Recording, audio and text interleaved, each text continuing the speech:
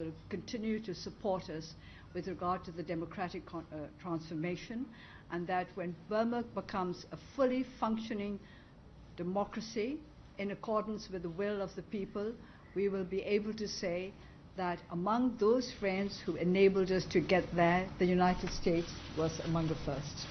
So please don't worry that there will be any problems between the United States and those working for democracy in Burma. We all believe in the same values. We all believe in the same principles. We may sometimes think that there are different ways of getting to the goal that we wish to achieve, but these differences are part of the democratic tradition. Democracy allows people to have different views, and democracy makes us also responsible for negotiating an answer to those views. I would like all of you to feel welcome in this country, and I would like all of you to feel that you can join us in hoping for better days. But at the same time, I always warn against over-optimism, because that could lead to complacency. Our reform process is going through, let us say, a bumpy patch. But this bumpy patch is something that we can negotiate with commitment and with the help and understanding of our friends from all over the world. So let us not exaggerate the differences, the difficulties, but at the same time, let us not exaggerate the rosy picture either. What we need is a healthy balance between optimism and pessimism. We need to view the situation for what it was, but at the same time, we all have to be confident that we will get there. We will get where we want to get to, because that's what our people want. In the end, it's the people of Burma who will decide where this country is going to, and in which way, and how, and when. So we accept responsibility for the fate of our country, but at the same time, we welcome the support and the help of our friends, and we always appreciate them very greatly. Thank you. Well, good afternoon, everybody. Minga Laba.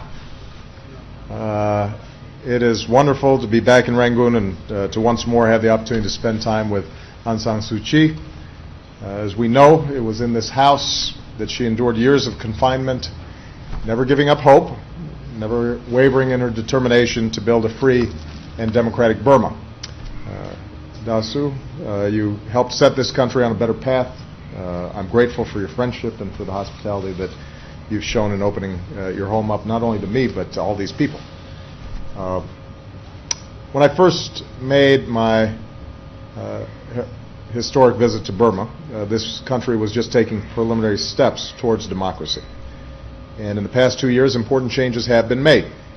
The economy has begun to grow. Political prisoners have been set free. There are more newspapers and media outlets. Children have been released from the military. And these are all important changes that have opened up greater opportunity for the people of Burma.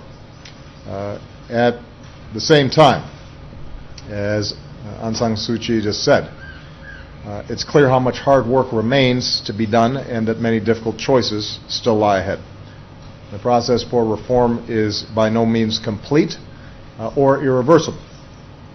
For many, progress has not come fast enough or spread far enough. People need to feel safe in their homes and not be subject to arbitrary harassment by authorities or individuals acting with impunity. People need to be empowered to pursue their dreams. And as Burma approaches important national elections next year, it will be critical to ensure that all of Burma's people can participate in shaping the future of their country. As a member of Parliament and the head of the Rule of Law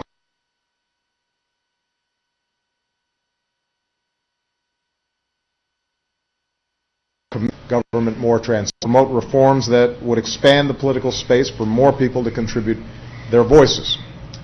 But implementing the major political and economic reforms that are necessary to keep Burma advancing toward democracy is going to take a great deal of political will and no small amount of determination. And we, as friends of the Burmese people, are clear-eyed about the scale of the challenges that remain and recognize that we cannot remain complacent. Today, Daw Suu and I had a wide-ranging discussion about how the United States can help facilitate and bolster Burma's democratic transition. We talked about the need for stronger rule of law, for elections that are free, fair, and inclusive, and for continued constitutional changes that will move Burma more fully towards a civilian government. We spoke about how we can work together to promote national reconciliation and diffuse sectarian tensions among Burma's diverse ethnic groups. Specifically, I stressed the need to find durable and effective solutions for the terrible violence in Rakhine State. Solutions that end discrimination, provide greater security and economic opportunities, protect all citizens, and promote greater tolerance and understanding. Strengthening human rights protections for all of Burma's people is an essential step to realizing the vision we share for the future of this beautiful country. The last time I stood here, I made a pledge to the people of Burma that if we continue to see progress toward reform, the ties between our countries would grow stronger, and the United States would continue to do whatever it could to help ensure Burma's success. Over the last 2 years, I think we've made good on that pledge, and I want to reiterate the commitment to match continued reforms with greater support and friendships in the future. We're committed to working directly with the people of Burma, not just the government. So later today, I'm looking forward to speaking with representatives of Burma's civil society groups and with young leaders from Burma and all across Southeast Asia who are working to create greater opportunities for themselves and for future generations. I think these new voices are going to be critical to making sure that reforms are sustainable and meaningful to the people across the region. So, Daw Suu, thank you again for welcoming us here today. We continue to look to you for inspiration as well as resolve, and I know that you will continue to be a fierce advocate on behalf of the people of Burma, a future of democracy, and I know that you will be a strong partner with the United States. So, thank you. Thank you.